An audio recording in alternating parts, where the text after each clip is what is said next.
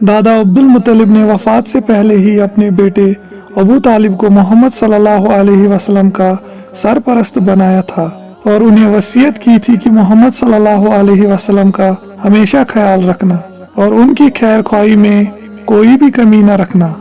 अबू तालिब मोहम्मद सल्लल्लाहु अलैहि वसल्लम को बेहद मानते थे और उन्हें अपने साथ रखते, अपने साथ सुलाते और कहीं भी जाते तो उन्हें अपने साथ लेते। आप सल्लल्लाहु अलैहि वसल्लम के आगे उन्हें न अपनी जान की फिक्र होती और न अपने बच्चों की। अबू तालिब को मोहम्मद सल्लल्लाहु अलैहि वसल्लम के साथ इस कदर मोहब्बत इसलिए थी क्योंकि नबी सल्लल्लाहु अलैहि वसल्लम सच्चे ईमानदार और पाकबाज थे। इब्न असाकिर एक सहाबी से रिवायत करते हुए कहते हैं कि मैं मक्का आया तो वहाँ कहत साली हुई थी। कुरैश वालों ने अबू तालिब से कहा कि वादी में कहत आया है और हर एक चीज काल की जद में है, चले बारिश की दुआ कीजिए। तो अबू तालिब एक बच्चा लेकर सामने आ गए। बच्चा बहुत ज्यादा खूबसूरत था। अबू तालिब ने इस बच्चे का हाथ पकड़कर इसकी पीठ काबा की दीवार से टेक दी। इस वक्त आसमान पर बादल का एक टुकड़ा न था, लेकिन देखते देखते इधर उधर से बादल आने शुरू हो गए और ऐसी धुआंधार बारिश हुई कि वादी में सैलाब आ गया और सब कुछ फिर से सरसब्ज और शादाब हो गया।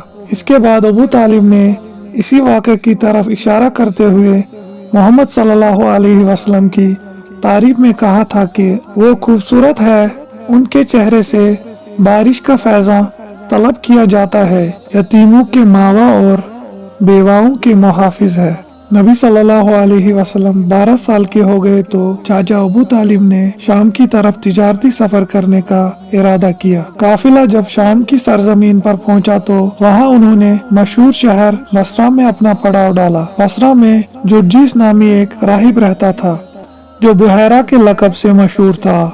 इसके गिरजाघर के सामने एक सायादार जगह थी तो ये काफिला भी वही ठहरा। बुहैरा ने इस काफिले की दावत की, हालांकि इसने इससे पहले कभी ऐसा न किया था। इसने काफिले वालों की खूब मेजबानी की। कुरैश ये सब देखकर हैरान हो गए। इसने नबी सल्लल्लाहु अलैहि वसल्लम के औसाफ देखकर उन्हें पहचान लिया और फिर उनका हाथ पकड़कर कहा कि ये सैयदुल आलमीन सल्लल्लाहु अलैहि वसल्लम है और अल्लाह ने उन्हें रहमतुल लिल आलमीन सल्लल्लाहु अलैहि वसल्लम बनाकर भेजा है।